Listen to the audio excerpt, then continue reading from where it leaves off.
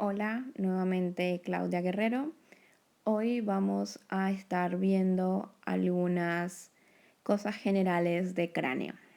Bueno, como ustedes ya estuvieron leyendo, el cráneo lo podemos dividir en dos partes, neurocráneo y viscerocráneo. Tenemos acá dos vistas, una externa y una interna para poder ver todos los huesos.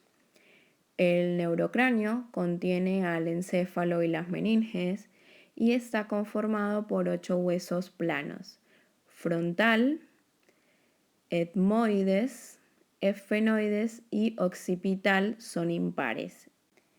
Y los pares son los parietales, que los vemos acá en verde, y los temporales.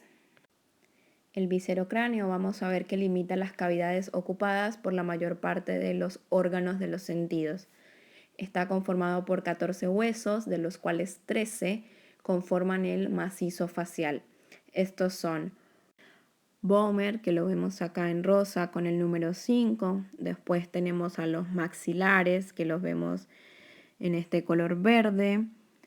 Tenemos los lagrimales con el número 4. Los huesos palatinos, que los vemos en la vista interna con el número 6. Los cornetes nasales inferiores, acá vemos un pedacito. Después tenemos a los huesos nasales y al cigomático. Finalmente, el último hueso que nos queda para completar los 14 es la mandíbula, que es el único móvil. Bueno, el neurocráneo se puede dividir en dos partes, la calota y la base del cráneo. Vamos a ver la base. La parte interna de la base del cráneo es lo que se conoce como endocráneo. Y sería lo que podemos ver al agarrar un cráneo, cortar la calota y sacar el encéfalo. Lo primero que vamos a ver es que se divide en tres regiones: la fosa craneal anterior, la fosa craneal media y la fosa craneal posterior. Para entender cuáles son las estructuras que conforman los límites de cada fosa, deben leer las descripciones de los huesos. Tenemos esta imagen que nos muestra la parte izquierda en colores para hacer un poco más esquemático todo. Bien, la fosa craneal anterior está limitada hacia anterior por la cara posterior del hueso frontal y hacia posterior por las alas menores del efenoides, las apófisis clinoides anteriores y el surco prequiasmático. La fosa craneal anterior está conformada por los huesos frontal, etmoides y efenoides. La fosa craneal media está limitada hacia anterior, por lo que sería el límite posterior de la fosa craneal anterior. Alas menores del efenoides, apófisis clinoides anteriores y surco prequiasmático. Y hacia posterior por el borde superior de la porción petrosal temporal, las apófisis clinoides posteriores y el dorso de la silla turca. La fosa craneal media está formada por los huesos efenoides, temporal y parietal. La fosa craneal posterior está limitada hacia anterior por el borde superior de la porción petrosa del temporal, las apófisis clinoides posteriores y el dorso de la silla turca. Hacia posterior está limitada por el occipital. Está formada por los huesos temporal, parietal y occipital. Bueno, como ven, cada una de estas regiones tiene accidentes óseos, protuberancias, conductos, forámenes o agujeros. Las estructuras que pasan por estos forámenes son en su mayoría vasculonerviosas que están entrando o saliendo del cráneo, es decir, que provienen desde o van hacia el encéfalo. En el PRO van a encontrar un listado de cada abertura de la base del cráneo y su contenido. Repasamos entonces rápidamente los accidentes óseos de la base del cráneo, vista desde el endocráneo. Tenemos este hemicráneo y lo que quiere decir es que salvo las estructuras que están en la línea media, el resto van a tener igual distribución a ambos lados. En la fosa craneal anterior tenemos el foramen ciego, la apófisis crista galli y los forámenes cribosos del etmoides. En la fosa craneal media encontramos el conducto óptico con el número 2, la apófisis clinoides media, la silla turca, la apófisis clinoides posterior, la fisura orbitaria superior con el número 3, el foramen redondo, número 4, el foramen oval, número 5, el foramen espinoso, número 6, el foramen lacerum o rasgado, número 7, y el conducto carotidio con el número 8.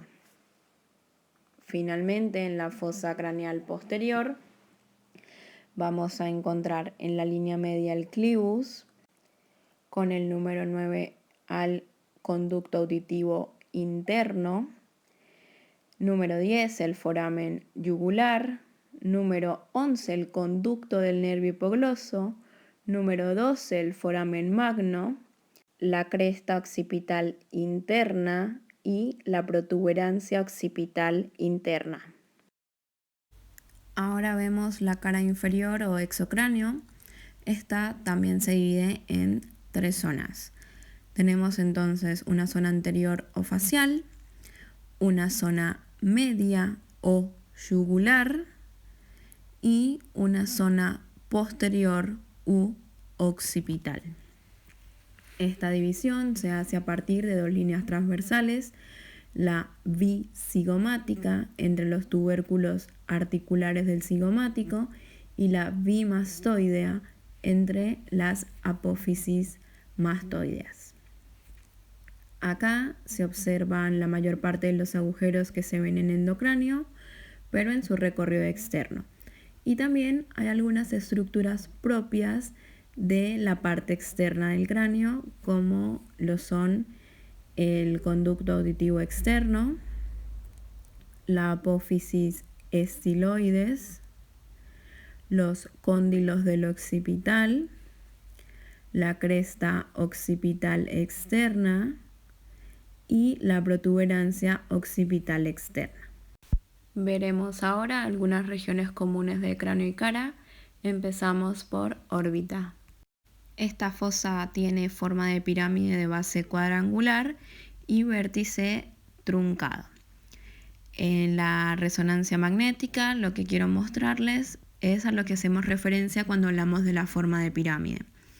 Vamos a ver que lo que sería más anterior es la base y lo más posterior el vértice, dejando las 4 paredes. Una medial, una lateral, una superior y una inferior. Lo que hice en el otro esquema con las líneas rojas fue delimitar las paredes medial, inferior y lateral para que puedan entender mejor cuáles son las estructuras que conforman cada uno de estos límites. Bien, entonces hacia superior tenemos a la cara orbitaria del hueso frontal y al ala menor del esfenoides. Hacia lateral tenemos el ala mayor del esfenoides, la cara orbitaria del hueso frontal y la apófisis frontal del hueso cigomático. En la pared inferior tenemos la cara orbitaria del maxilar, la porción inferior del cigomático y la apófisis orbitaria del palatino, que la vemos ahí chiquitita. Finalmente, la pared medial está formada por el cuerpo del esfenoides, que está tapado en este caso con la línea roja, el etmoides, el lagrimal y el hueso maxilar. Bien, continuamos entonces con las fosas nasales. Vamos a ver que tienen 4 paredes. Acá tenemos una vista lateral y una vista medial. La pared superior está formada por los huesos nasales, la espina nasal del hueso frontal, que la vemos acá en azul, la lámina cribosa del etmoides y el cuerpo del esfenoides. La cara inferior está formada por la apófisis palatina del maxilar y la lámina horizontal del palatino.